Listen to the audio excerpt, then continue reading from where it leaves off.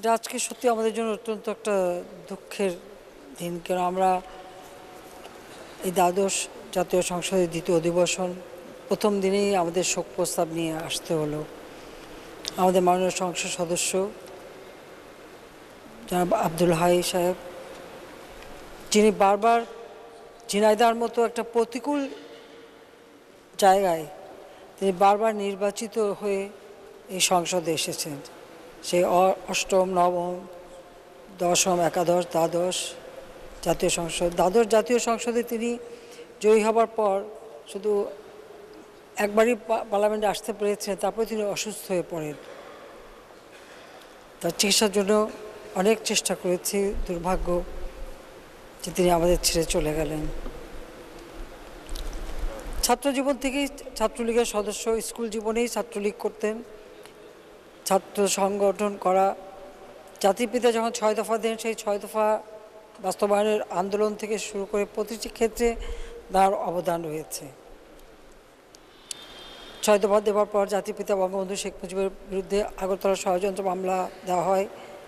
তখন সমস্ত বাংলাদেশেই আমাদের আওয়ামী লীগের নেতৃত্বে আন্দোলন গড়ে ওঠে, গণ অভ্যুত্থান সৃষ্টি হয়, যার ফলে সে মামলা প্রত্যাহার করতে বাধ্য হয়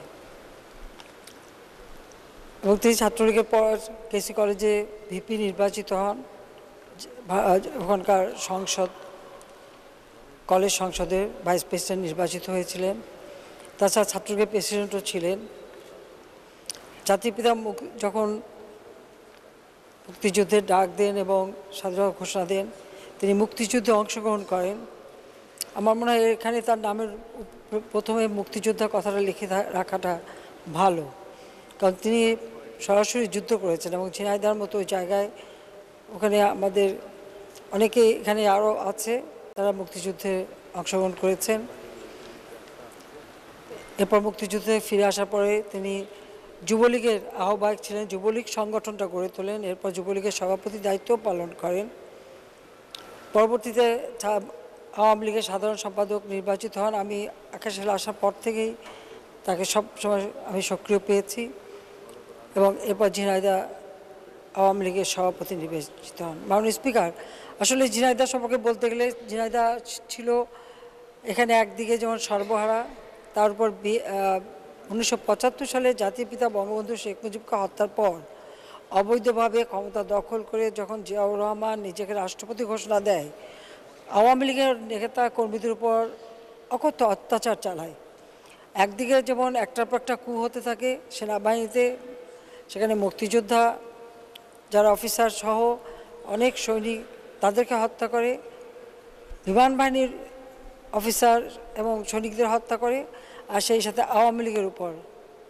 এবং এই ঝিনাইদহতে সেখানে এমন একটা সন্ত্রাসী এলাকা ছিল যেখানে গ্রামে মানুষ টিকতে পারত না। সেখানে নির্বাচন করা, রাজনীতি করা অত্যন্ত কষ্টকর ছিল। কিন্তু সেই অবস্থার মধ্যেও আব্দুল হাই অত্যন্ত দৃঢ়তার সাথে সংগঠন ধরে রাখে এবং সংগঠনকে সুসংগঠিত করে। এবং আমরা 96 সালে আসার পর ওই এলাকাটা ওই সন্ত্রাস মুক্ত করবার পদক্ষেপ নেই এবং সেখানে আমরা যথেষ্ট সাফল্য অর্জন করি এবং সেখানেও তার যথেষ্ট অবদান রয়েছে। তারপরেও ওখানে বারবার লাশ পড়তো, এমন একটা জায়গা, আর সেই জায়গায় দাঁড়িয়ে সংগঠন করা বা রাজনীতি করা অত্যন্ত কঠিন কাজ ছিল। কিন্তু আব্দুল হাই অত্যন্ত সাহসী ছিলেন, ভালো সংগঠক ছিলেন, যে জন্য সে অত্যন্ত সফলতার সাথে এই সংগঠনটা সেখানে দাঁড় করান। কারণ আমি নিজেই ওই এলাকাগুলি ঘুরেছি, আমি দেখেছি সেখানকার মানুষের অবস্থা। গ্রামের মানুষ টিকতে পারতো না এবং সেখানে সবসময় অস্ত্রের ঝনঝনানি। এবং বিএনপি নামে যে দলটি সৃষ্টি হয়েছিল, তারা এই আন্ডারগ্রাউন্ড পার্টির বেশিরভাগ লোকই কিন্তু বিএনপিই করতো। আবার কারণ সেখানে প্রতিনিয়ত আমাদের নেতা কর্মীদের উপরে হামলা হতো, কত লাশ যে পড়েছে তার হিসেব নেই। তো সেই অবস্থায় সংগঠনকে গড়ে তোলা এবং বারবার নির্বাচিত হয়ে আসা, এটা একটা বিরাট দক্ষতার পরিচয় তিনি দিয়েছিলেন। কারণ মানুষের ভালোবাসা পেতেন, মানুষের কাছে যেতেন, মানুষের সমর্থনটা তার ছিল। তাই অনেক চেষ্টা করেও তাকে নির্বাচন থেকে মানে হারাতে পারেনি। যদিও আমরা দেখছি যে নির্বাচন মায়ে একসময় প্রহসনই ছিল, ওই অবস্থার মধ্যেও তিনি কিন্তু বারবার জিতে এসেছেন।